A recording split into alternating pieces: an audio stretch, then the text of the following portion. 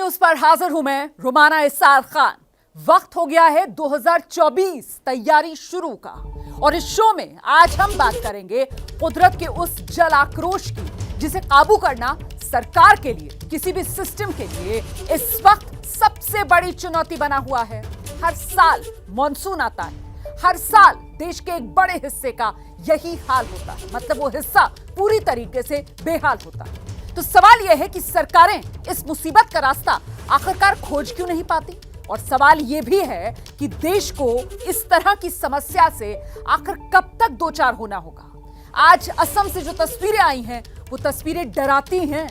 सवाल ये, क्या 2024 से पहले इस समस्या का समाधान देश खोज पाएगा?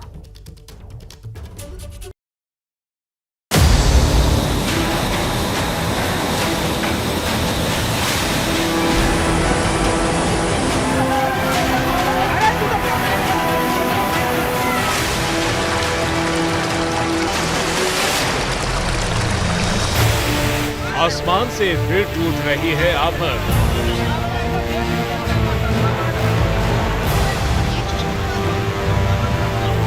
कहीं बाढ़ लोगों को बेबस बना रही है,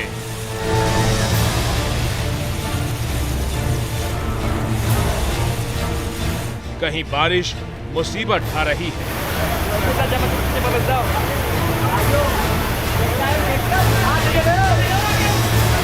पहाड़ों से लेकर जमीन तक एक बार फिर कुदरत के सामने लाचार दिख रही है जिंदगियां।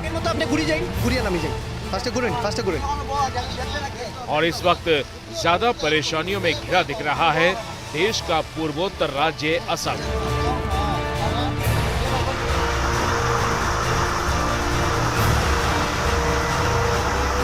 ये वही असम है जिसने पिछले महीने भी बाढ़ के गुस्से को झेला। 25 से ज्यादा जिलों में बाढ़ ने कहर बरपाया था। 6 लाख से ज्यादा लोगों को संकट में डाला और महीने भर बाद एक बार फिर असम बाढ़ में फंसा नजर आ रहा है। अभी का हाल ये है कि असम के 33 में से 32 जिलों में बाढ़ तबाही मचा रही है, जिसकी वजह से करीब 42 लाख लोगों को परेशानियां झेलनी पड़ रही है। मतलब एक तरफ से इस बार पूरा का पूरा असम बाढ़ की चपेट में है। पिछले 24 घंटे में असम के अलग अलग हिस्सों में बाढ़ और बारिश की वजह से हादसों में 3 बच्चों समेत 9 लोगों ने अपनी जान गंवाई है, तो 10 से ज्यादा लोग लापता बताए जा रहे हैं। सिर्फ असम राज्य में ही इस साल अब तक बाढ़ और भूस्खलन से 71 लोगों की जान गई। तो असम के पड़ोसी राज्य त्रिपुरा में भी हावड़ा नदी की बाढ़ ने जिंदगी को पटरी से उतार दिया। त्रिपुरा में 10,000 से ज्यादा लोग बेघर हो चुके हैं, तो इधर असम में ब्रह्मपुत्र समेत हर छोटी बड़ी नदी लोगों की मुसीबत बढ़ा रही है। राजधानी गुवाहाटी से लेकर असम के हर हिस्से से सिर्फ और सिर्फ मुसीबतों की ही तस्वीरें सामने आ रही है। सबसे ज्यादा बुरा हाल बारपेटा जिले में देखने को मिल रहा है। अकेले बारपेटा में 12 लाख से ज्यादा लोग प्रभावित हैं। नगांव में करीब 4 लाख लोग, बंजाली में 3.5 लाख लोग, होजाई में 1.25 लाख लोग, तो बंगाई गांव में भी करीब 1.25 लाख लोगों की जिंदगी बाढ़ से प्रभावित हुई है।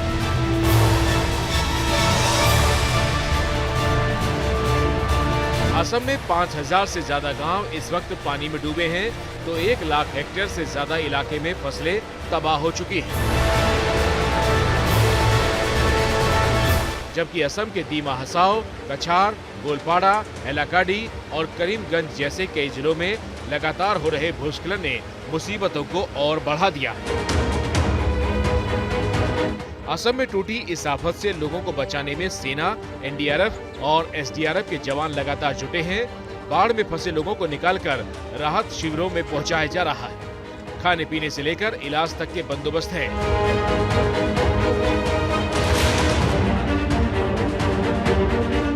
सिर्फ महीने भर के अंदर ही देश का पूर्वोत्तर राज्य असम 2 बार बाढ़ के इस बड़े संकट में फंसा है। तो उत्तर भारत के कुछ हिस्सों में मानसून की पहली बारिश परेशानियां लेकर आई है। और उत्तर भारत के ऐसे ही राज्यों में से एक है बिहार, जहां के 8 जिलों में आंधी तूफान और आसमानी बिजली ने 15 से ज्यादा लोगों की जान ले ली। रविवार को बिहार के भागलपुर में 3, बांका में 2, और मुंगेर में 1 व्यक्ति की मौत हुई। तो शनिवार रात भागलपुर में 3, वैशाली में 3, खगड़िया में 2, जबकि कटिहार, सहरसा और मधेपुरा में 1-1 शख्स की जान गई है।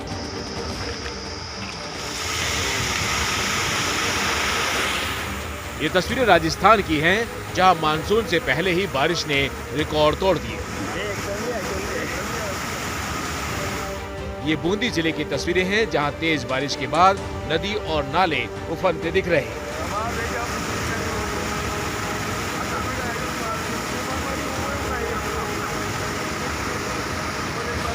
ऐसे ही तेज बहाव में फंसकर रामगढ़ टाइगर रिजर्व का एक फॉरेस्ट गार्ड बह गया, जिसके लिए कई घंटों तक रेस्क्यू ऑपरेशन चलाया गया, लेकिन बाद में उसका शव ही मिल पाया।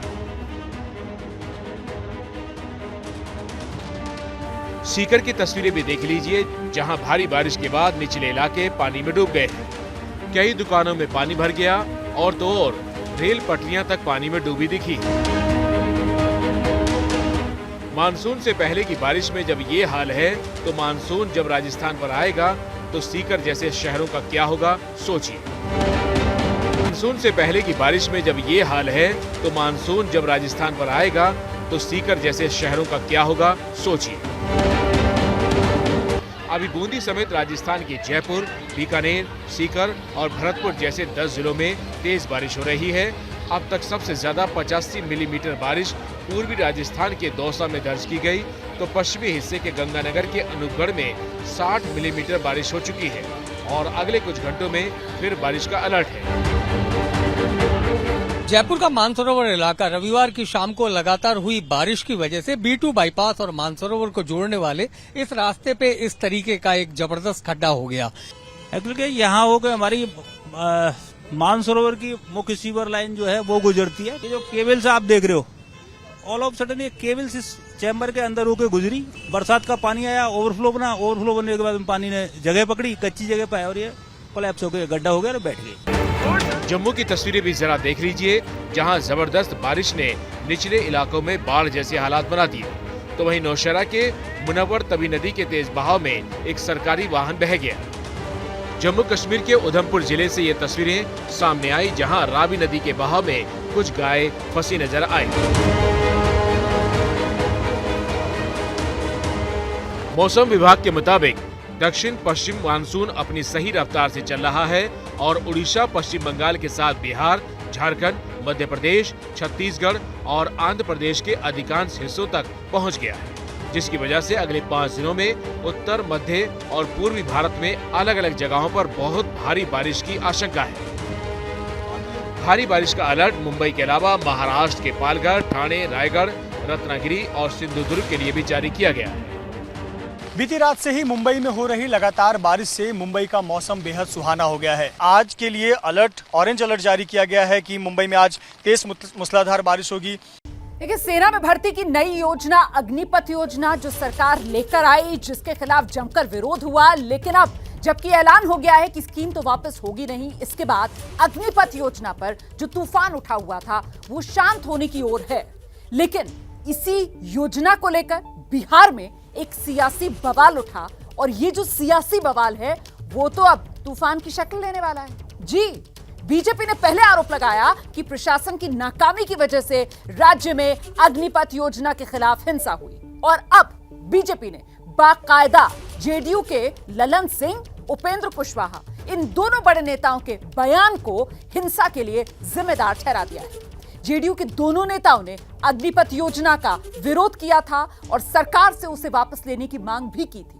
अब बिहार की राजनीति में सवाल ये उठ रहा है कि इस पूरे मामले पर नीतीश कुमार की चुप्पी आखिर क्या कह रही है।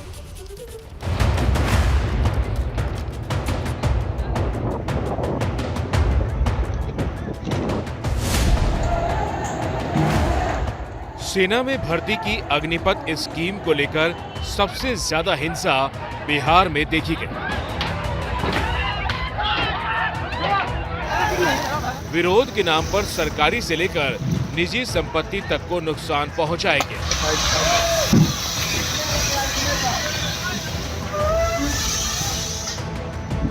इस हिंसा को लेकर बिहार में सत्ताधारी बीजेपी और जेडीयू आमने सामने हैं। सबसे पहले बिहार बीजेपी के अध्यक्ष संजय जायसवाल का ये बयान सुनिए, जिसमें वो साफ तौर पर हिंसा में प्रशासन की भूमिका को लेकर सवाल उठा रहे हैं।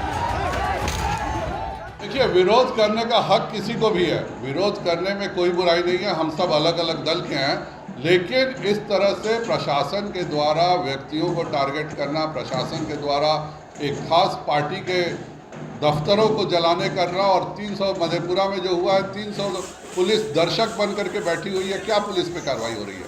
तो ये हम लोग शासन के हिस्सा हैं, और इस तरह से जो कहीं हिंदुस्तान में नहीं हो रहा वह बिहार में हो रहा है, यह बहुत गलत है। संजय जायसवाल के सवाल उठाने की वजह भी है, और वजह यह है कि बिहार में जब हिंसा भड़की तो शुक्रवार को बेतिया में संजय जायसवाल के घर पर भी हमला किया गया। सीसीटीवी में पूरी घटना रिकॉर्ड हुई है। बीते दिनों बिहार के कई जिलों में जबरदस्त उपद्रव देखने को मिला। उपद्रवियों ने तो चुन चुन कर बीजेपी के दफ्तर, नेताओं के घर और यहां तक की गाड़ियों को भी निशाना बनाया। नवादा हो, सासाराम हो, कई और जिले हैं जहां पर कि बीजेपी के दफ्तर में घुसकर आगजनी और तोड़फोड़ की गई। इन्हीं सब मसलों को लेकर बीजेपी के प्रदेश अध्यक्ष डॉक्टर संजय जायसवाल ने तो सवाल उठाए। प्रशासन की ओर अंगुली उठाने का मतलब है सीधे नीतीश कुमार और उनकी सरकार पर अंगुली उठाना, और यही बात जेडीयू नेताओं को चुभ गई। इस तरह की प्रतिक्रिया जो है वो दर्शाता है कि वो संतुलित नहीं। अरे प्रशासन क्या करेगा? जो आपका संतुलन, थोड़ा अपने को संतुलित करिए। जो संतुलन बिगड़ा है उस संतुलन का प्रभाव है कि आप अनर्गल आरोप प्रशासन पर लगा रहे हैं। नीतीश कुमार जी प्रशासन चलाने के लिए सक्षम व्यक्ति है, इसलिए श्री संजय जायसवाल जी से शिक्षा लेने की जरूरत नहीं है। प्रशासन अपना काम कर रहा है। और यहीं से एक बार फिर सत्ता के घर में संघर्ष का नया दौर शुरू हो गया। दोनों तरफ से बयानों के तीर छोड़े जाने लगे। हमारे छात्र समाज को गुमराह किया गया और उस आग में घी का काम किया जदयू के दो बड़े नेताओं का बयान। प्रशासन सुस्त पड़ गई, क्योंकि वही लोग ट्रांसफर पोस्टिंग करते हैं। फलतः माननीय प्रदेश अध्यक्ष जी के आवास पर, माननीय उप मुख्यमंत्री जी के आवास पर घटना घटी। निश्चित रूप से ललन बाबू और उपिंदर बाबू बयान नहीं दिए रहते तो बिहार नहीं चलता। उनके घर पर हमला हुआ। एबीपी न्यूज के बिहार ब्यूरो चीफ प्रकाश कुमार से बात करते हुए बिहार के डिप्टी सीएम और बीजेपी नेता तार किशोर प्रसाद भी संजय जायसवाल के आरोपों को आगे बढ़ा रहे हैं।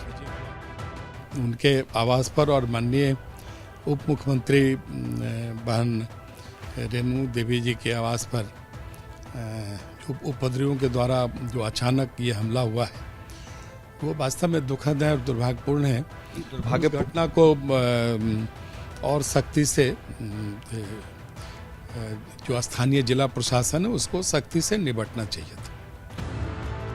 बीजेपी और जेडीयू नेताओं के बीच चल रही बयानों की इस जंग को लेकर एबीपी न्यूज की रिपोर्टर निधि श्री झा ने पटना में जेडीयू संसदीय बोर्ड के अध्यक्ष उपेंद्र कुशवाहा से बात की, जो प्रशासन के बचाव में खुलकर बोल रहे हैं।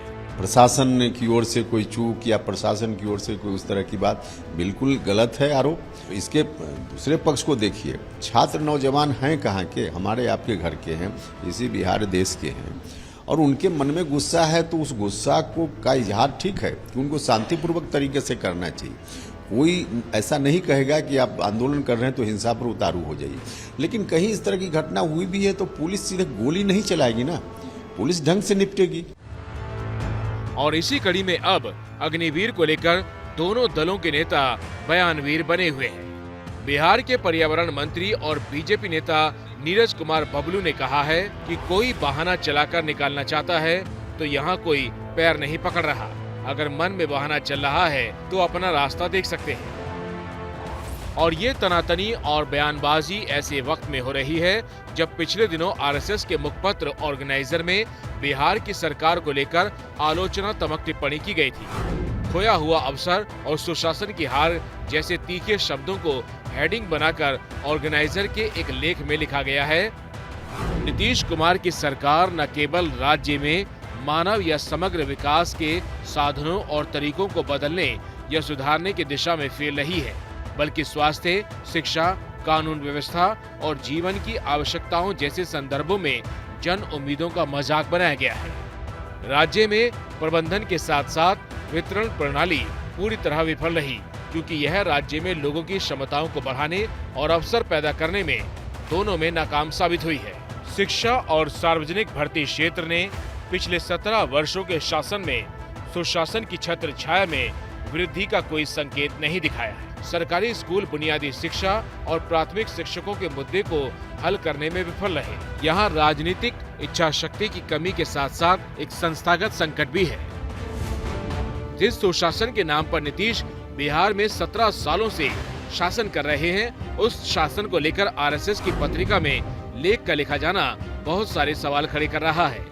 और यही वजह है कि बिहार बीजेपी के नेताओं को समझ में नहीं आ रहा कि बचाव में क्या बोले।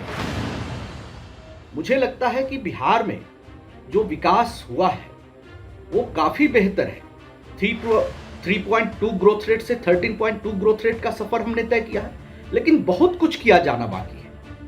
और कुछ अलग पर्सपेक्टिव से अगर उसको लिखा गया है तो उसको लेकर के ये party conflict, JDU versus BJP वाली थॉट प्रोसेस को बहुत तूल नहीं देना चाहिए।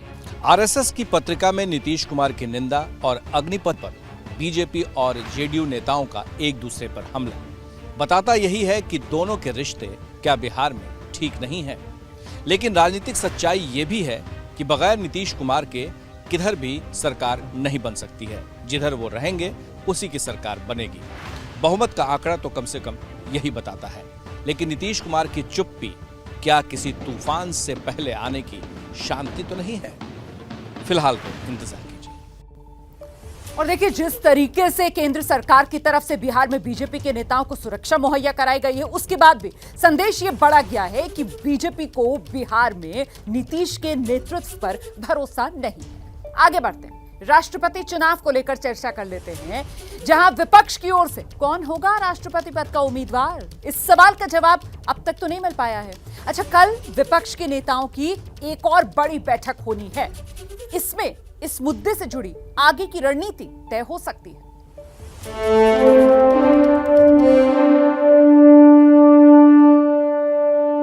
राष्ट्रपति चुनाव की रेस में विपक्ष की उलझन और भी ज्यादा बढ़ गई है। पहले एनसीपी चीफ शरद पवार, फिर नेशनल कॉन्फ्रेंस के अध्यक्ष फारूक अब्दुल्ला और अब पश्चिम बंगाल के पूर्व राज्यपाल और महात्मा गांधी के पोते गोपाल कृष्ण गांधी ने विपक्ष की ओर से राष्ट्रपति उम्मीदवार बनने से इनकार कर दिया है। गोपाल कृष्ण गांधी ने बयान जारी कर कहा है कि संयुक्त विपक्ष ने राष्ट्रपति उम्मीदवार के लिए उनके नाम पर विचार किया, इसके लिए वो बहुत आभारी हैं। लेकिन विपक्ष को ऐसा उम्मीदवार चुनना चाहिए जो राष्ट्रीय सहमति और विपक्षी एकता के साथ साथ राष्ट्रीय माहौल पैदा कर सके। गोपाल कृष्ण गांधी के मुताबिक ऐसे और भी लोग हैं जो उनसे बेहतर विकल्प हो सकते हैं। ऐसे में सवाल ये कि राष्ट्रपति चुनाव में विपक्ष की ओर से उम्मीदवार के रूप में अब किसका नाम और चेहरा सामने आएगा।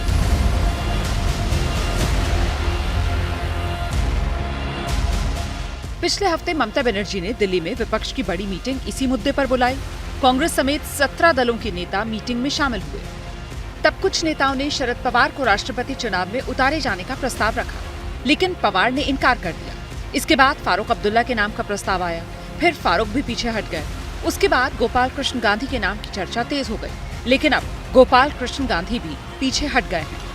यानी विपक्ष की जो उलझन सुलझती हुई नजर आ रही थी वो एक बार फिर उलझ गई है। कल यानी मंगलवार को शरद पवार ने दिल्ली में विपक्षी दलों की एक और बैठक बुलाई है। इस बैठक में नए सिरे से विपक्ष के राष्ट्रपति उम्मीदवार के नामों पर विचार किया जाएगा।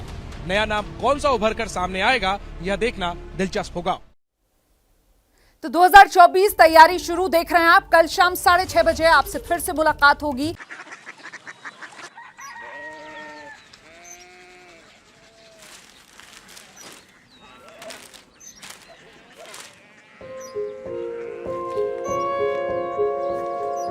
बाबा बाबा कोरिया सिटी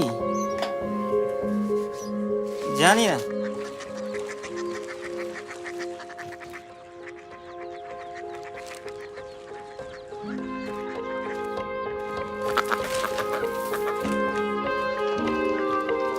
कोरिया सिटी? हाँ।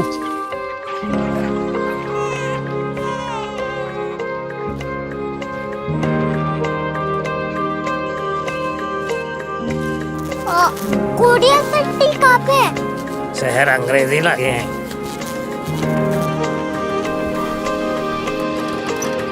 क्यूरियोसिटी।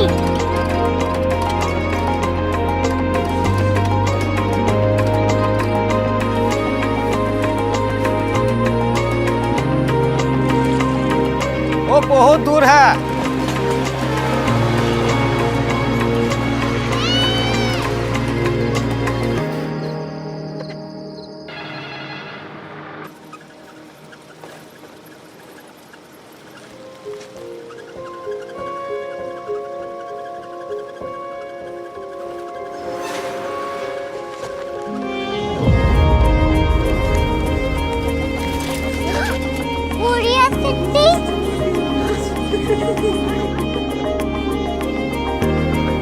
दुनिया कुछ लोग बड़े होते हैं। क्यूरियोसिटी कहाँ है? प्रोफेसर साहब को पता होगा। हो, ये छोटा वाला ग्लोब लगता है और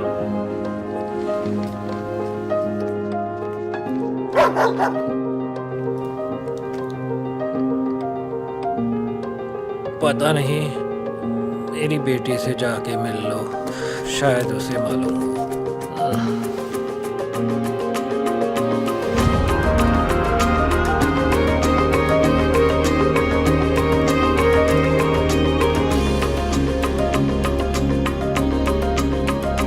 हाय, बाबा ने भेजा है। Come here. क्यूरियोसिटी। क्यूरियोसिटी नहीं, क्यूरियोसिटी। वो क्या? That's what brought you here? जो तुम्हें यहाँ तक ले आया। क्यूरियोसिटी।